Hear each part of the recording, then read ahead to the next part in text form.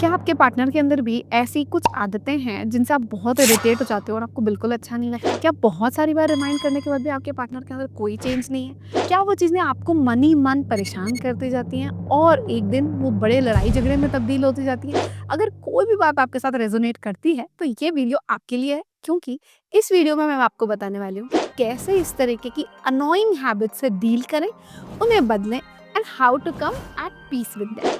तो इस वीडियो में अंत तक बने रहिए, क्योंकि मैं आपको वो सारे सॉल्यूशंस देने वाली हूँ जिनका आपको इंतजार था। ये तो सबसे पहले समझते हैं कि ये हैबिट्स हमको परेशान करती ही क्यों हैं, क्योंकि उन हैबिट्स के साथ हमने कोई मीनिंग अटैच करके रखा हुआ है। फॉर एग्जाम्पल, अगर हमें ऐसा लगता है कि ये चीज़ नहीं करना चाहिए और कोई इंसान करेगा तो हमें बुरा लगेगा, और यूनिवर्सली भी हम उसको प्रोजेक्ट कर देते हैं कि ऐसा तो बिल्कुल नहीं करना चाहिए। सो आप यहाँ पे इस चीज को समझो कि आदतें मात्र आदतें होती हैं। जिंदगी में उनका इतना इंपॉर्टेंस नहीं होता जितना इंपॉर्टेंट हम उनको बना लेते हैं, हम उनको देते हैं। फॉर एग्जाम्पल, कि अगर कोई भी इंसान सॉक्स को जगह पे नहीं रखता है, चीजें यहाँ वहाँ पटक देता है और आपने उन्हें कई बार रिमाइंड करा तो चीजें यहाँ वहाँ रखो, तो आपको वो चीज हर्ट दो तीन चीजों की वजह से ज्यादा होती है। वो चीज कि इंसान चीज जगह पे नहीं रख रहा है, उससे ज्यादा कई बार हम इस चीज को लेके हट जाते हैं कि हमने कहा था और हमारी बात नहीं मान रहा, या हमें पसंद है चीजें जगह पे होना, उसके बाद में वो जगह पे नहीं रख रहा है, या हमें ऐसा लगता है कि मैंने इतने एफर्ट्स डाले हैं घर पूरा क्लीन करने में और इस इंसान ने इतनी सी चीज से बिगाड़ दिया। आप समझ रहे होगे उन हैबिट्स के अंडरलाइंग रीजंस होते हैं जो हमें ज्यादा हर्ट करते हैं, जो आप मेंटल सेल्फ टॉक के अंदर रिवाइज रिवाइज कर रहे होते हो। तो ये जो कारण है कि उस पर्टिकुलर हैबिट से हमारे दिमाग में जो बिलीफ सिस्टम है, हमारे दिमाग में जो स्टोरी अटैच्ड है, हमारे दिमाग में जब हम उसके आगे पीछे की पूरी बात इमोशंस अटैच कर लेते हैं, वो हमें फ्रेंड्स ज़्यादा परेशान करते हैं मोर देन दीज हैबिट्स। तो आप याद रखिए, हैबिट्स मात्र हैबिट्स हैं। उनके साथ इतना इमोशनल अटैचमेंट कर लेना खुद को ही हार्म करना है, खुद को ही हर्ट करना है। तो जब आप हैबिट्स के साथ इंटेंशन को अलग कर देते हो, इमोशन को अलग कर देते हो, तो आपको उनसे डील करना थोड़ा आसान हो जाता है। तो आइए समझते हैं कि अगर इस तरीके की हैबिट से हमें डील करना है तो हमें क्या करना चाहिए। Step number 1, pause and reflect.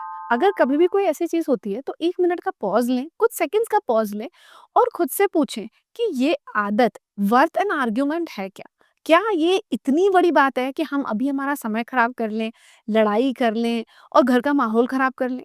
और ये जो पॉज है ये आपको डिसीजन मेकिंग में हेल्प करेगा, and trust me friends, 80% of the times हमें रियलाइज होता है कि हम ये रिएक्शन इस पर्टिकुलर आदत की वजह से नहीं कर रहे हैं, उसके पीछे हम किसी और चीज को लेके फ्रस्ट्रेटेड हैं, या इसके रेपिटेटिव होने से फ्रस्ट्रेटेड हैं, इसलिए हम ये चीज़ों को रिएक्ट कर रहे हैं। और जब आप ये पॉज़ दे लोगे ना, तो आप रिएक्ट नहीं करोगे, आप प्रॉपर्ली इन चीज़ों को रिस्पॉन्ड करोगे। Step 2 and a very important step is pick the right timing to talk. Yes, communicate about कि आपको ये आदतें पसंद नहीं है, पर आप राइट टाइमिंग करो।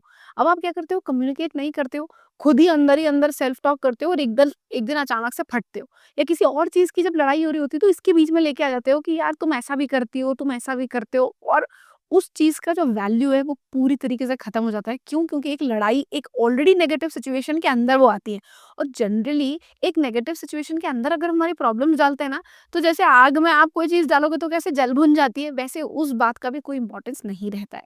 तो अगर मान लीजिए कोई ऐसी हैबिट है, तो आप उसको न्यूट्रल टाइमिंग के अंदर, जब न्यूट्रल इमोशंस हैं, तब आप एक्सपेक्ट करिए बात करना, और तब आप बोलिए कि मुझे किसी चीज़ के बारे में बात करनी है और क्या हम अभी बात कर सकते हैं?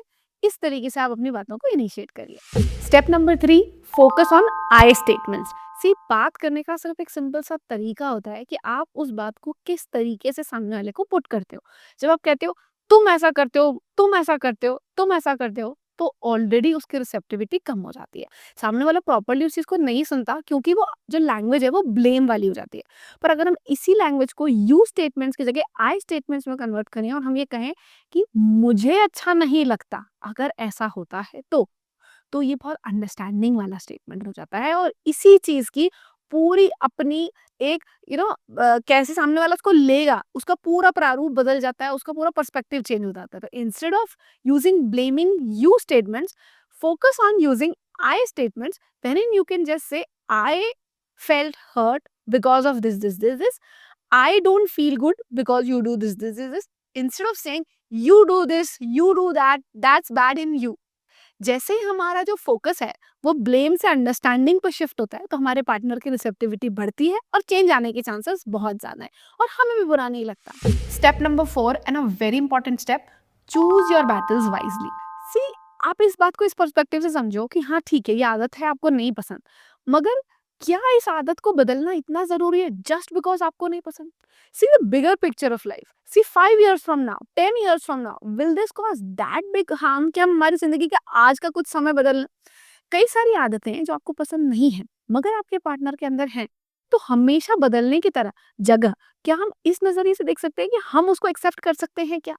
तो just you have to ask a question to yourself कि does this matter in 5 years, या ये मेरे रिलेशनशिप की बिगर पिक्चर में इतनी इंपॉर्टेंट है क्या, या मैं इस पर्टिकुलर आदत पे इतना तवज्जो क्यों दे रही हूँ? मैं आपको एग्जांपल के साथ बताती हूँ कि कई बार कई आदतें आपके घर में प्रिवेल करती हैं। फॉर एग्जांपल, आपके घर में जिस फैमिली से आप आ रहे हो, आपके पेरेंट्स की फैमिली से, वहाँ किसी चीज़ को करने का कोई तौर तरीका था। अब आपको लगता है वही सही है। मगर यहाँ मैं आपसे कहूँगी कि एक बार आप रिफ्लेक्ट करो कि अगर आपका पार्टनर वैसा नहीं करता है, तो ज़रूरी नहीं है कि वो गलत है। और अगर उस आदत का कोई बहुत बड़ा नुकसान नहीं है, तो उसे एक्सेप्ट करने का प्रयास करिए।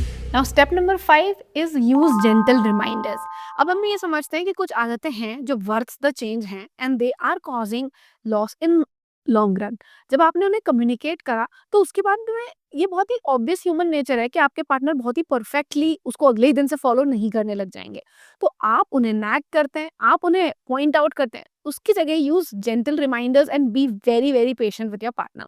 आप उन्हें प्यार से रिमाइंड करिए, जैसे for example if they have not put shoes in place, you can just say कि लगता है कि आज आपके जूते शू रैक में जाना भूल गए, and reminded with humour not with taunt. तो जो नैगिंग होती है ना, ये भी आदत बदलने में सामने वाले को बहुत दिक्कत देती है और रोकती है। तो कम्युनिकेट करने का जो तरीका होता है, it can be very gentle, like a team work, like a supportive partner. तो आपके पार्टनर को बदलने में बहुत ज़्यादा मदद मिलेगी। And step number 6 is appreciate the effort. अब ना I am very very sure कि हो सकता है कि आपके एक्सपेक्टेड रिजल्ट्स ना है, पर थोड़े थोड़े रिजल्ट्स आएंगे, और आपके पार्टनर अगर आपने ये 5 स्टेप्स फॉलो करी, तो उन्हें फॉलो करेंगे। तब आप छोटे-छोटे एफर्ट्स को एक्नॉलेज करिए, एप्रिशिएट करिए। आप कहिए कि आपने यार ध्यान रखा, मुझे बहुत अच्छा लगा। ये जो एप्रिसिएशन है ना, ये आगे कंपाउंड कर देगा उनकी हैबिट्स को। वो और ज़्यादा एनर्जाइज़्ड फील करेंगे, because at the end of the day, be it your husband और wife, you want your partner to be happy, right? और आप इसीलिए वो प्रयास भी कर रहे हो। तो अगर आपके प्रयास को कांस्टेंट एप्रिसिएशन और एक्नॉलेजमेंट मिलता जाएगा, तो आप भी बदलने की कोशिश करेंगे, right? And so is your partner, so keep appreciating their efforts. So trust me friends, annoying habits जो हैं वो हर रिलेशनशिप का पार्ट है, क्योंकि हम सबकी आदतें अलग हैं। तो ऑब्वियस बात है कि हमें हमारे पार्टनर की कुछ कुछ आदतें अच्छी नहीं लगेंगी, पर उन खराब आदतों को हम किस तरीके से लेते हैं अपने जीवन में, अपने रिश्ते में, अपनी फैमिली में, यही सब कुछ डिटरमाइन करता है। So if you take it in a very loving and acceptable manner, communicate in a very graceful manner, चीजें बदल सकती हैं। पर अगर नहीं, तो ये बहुत बड़ी फाइट का कारण बन सकता है। आई होप आपको ये पॉइंट्स और ये वीडियो अच्छा लगा होगा। अगर आपको ये वीडियो अच्छा लगा, तो ज़रूर इसको लाइक करिए। अगर आपने मेरे चैनल को सब्सक्राइब नहीं करा है, तो do consider subscribing and share this with your family and friends, so that they can also benefit from this. और कमेंट्स में ज़रूर बताइएगा कि ऐसी कौन सी आपकी या आपके पार्टनर की हैबिट है जिसको आप इस वीडियो में आइडेंटिफाई कर पाए, और अब आप उसके लिए क्या करेंगे। Thank you so much for watching.